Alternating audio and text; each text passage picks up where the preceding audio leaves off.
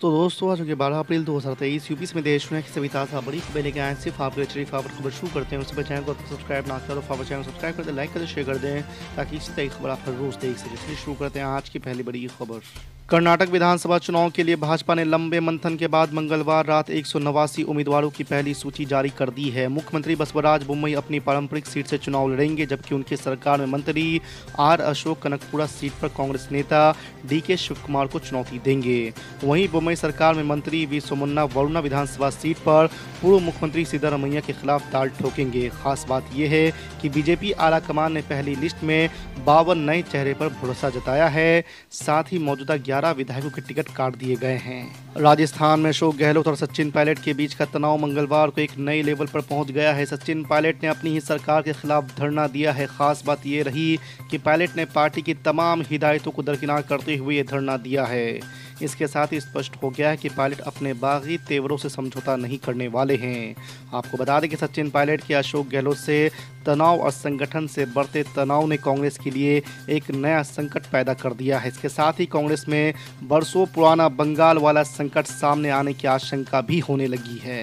भारत ने गृह मंत्री अमित शाह की अरुणाचल प्रदेश यात्रा पर चीन के आपत्तियों को सिरे से खारिज कर दिया है। भारतीय विदेश मंत्रालय की ओर से मंगलवार को कहा गया है कि ये राज्य भारत का हमेशा अभिन्न और अटूट हिस्सा था और हमेशा रहेगा।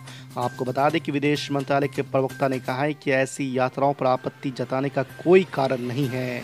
साथ ही ऐसा करने से वास्तविकता बदल नहीं जाएगी। विदेश मंत्रालय के प्रवक्ता ने कहा है कि हम चीनी अधिकारियों की टिप्पणियों को सिरे से खारिज करते हैं। कांग्रेस नेता राहुल गांधी लोकसभा की सदस्यता से अयोग्य घोषित किए जाने के बाद अपनी बहन प्रियंका गांधी वाड्रा के साथ वायनाड पहुंचे। यहां एक जनसभा को संबोधित करते हुए उन्होंने भाजपा शासित केंद्र सरकार पर जमकर निशाना साधा।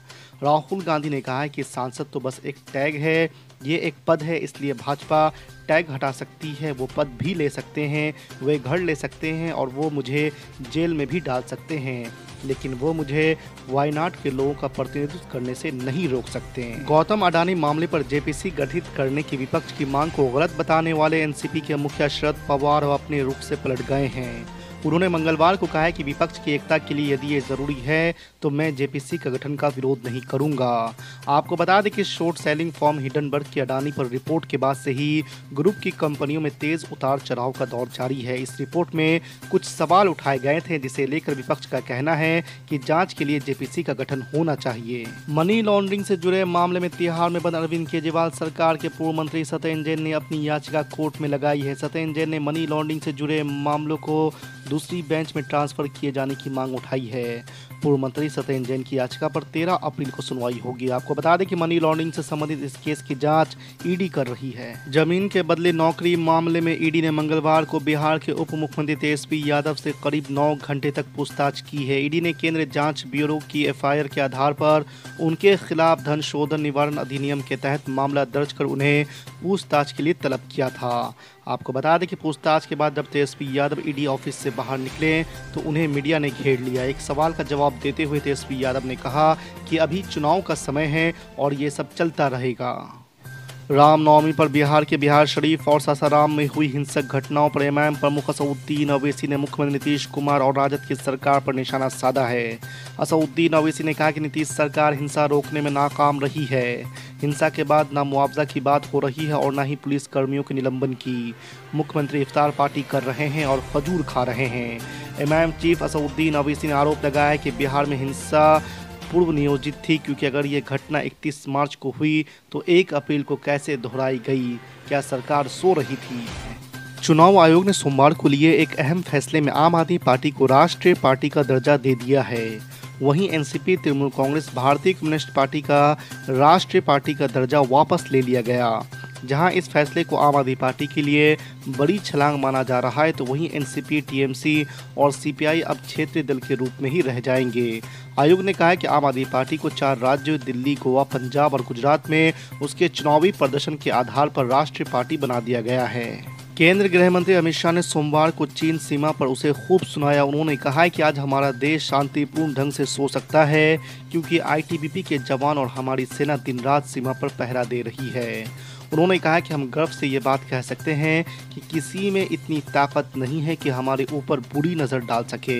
आपको बता दें कि ये बातें केंद्रीय गृह मंत्री अमित शाह ने अरुणाचल प्रदेश के किबिथु में बोल रहे थे। कांग्रेस ने पूर्व केंद्रीय मंत्री गुलाम नबी आज़ाद की ओर से गांधी परिवार के अवांछित कारोबारियों से रिश्ते होने के आरोप पर पलटवार किया है। विपक्षी दल की ओर से कहा गया है कि उनका चरित्र प्रधानमंत्री नरेंद्र मोदी के प्रति वफादारी दिखाने के लिए लगातार नीचे गिरते जा रहे हैं। आपको बता दें कि पार्टी महासचिव जयराम रमेश ने यह भी कहा है कि उनका यह तुच्छ बयान इस बात को दर्शाता है कि आज़ाद खुद को प्रासंगिक बनाए रखने के लिए कितना परेशान है। इलाहाबाद हाई कोर्ट ने भगवान शिव को लेकर फेसबुक पर आपत्तिजनक पोस्ट करने के आरोपी के खिलाफ आपराधिक कार्रवाई रद्द करने से इनकार कर दिया है। कोर्ट ने कहा कि जिस अपराध से समुदायों और वर्गों के बीच नफरत को बढ़ावा देने की प्रवृत्ति होती है उसे सख्ती से ख़त्म करना होगा। ऐसे अपराधों को समाज में फलने फूलने की अनुमति नहीं दी जा सकती। बिहार सरकार ने सोमवार को राज्य सरकार के कर्मचारियों और पेंशन भोगियों को खुशखबरी दी है। सरकार ने प्रदेश के कर्मचारियों के लिए महंगाई भत्ते यानी डीए में 4% की बढ़ोतरी की घोषणा की है। आपको बता दें कि मुख्यमंत्री नीतीश कुमार की अध्यक्षता में हुई कैबिनेट बैठक में इस प्रस्ताव पर मुहर लग गई है। झारखंड के जमशेदपुर में दो समुदायों के बीच बवाल के बाद सियासत भी शुरू हो गई है। बीजेपी ने राज्य सरकार को घटना का जिम्मेदार ठहराते हुए तुष्टीकरण का आरोप लगाया है। आपको बता दें कि बीजेपी विधायक दल के नेता बाबूलाल मरांडी ने इस घटना के लिए सीधे तौर पर हेमंत सोरेन सरकार को जिम्मेदार ठहराया है। आरजेडी की इफ्तार पार्टी में लोजपा के अध्यक्ष चिराग पासवान की मौजूदगी ने बिहार की सियासत में अटकलों का बाजार एक बार फिर से तेज कर दिया है। दरअसल रविवार को आरजेडी की ओर से आयोजित दावत इफ्तार में एक और जहां मुख्यमंत्री नीतीश कुमार शामिल हुए, वहीं दूसरी ओर चिराग पासवान भी पहुंचे।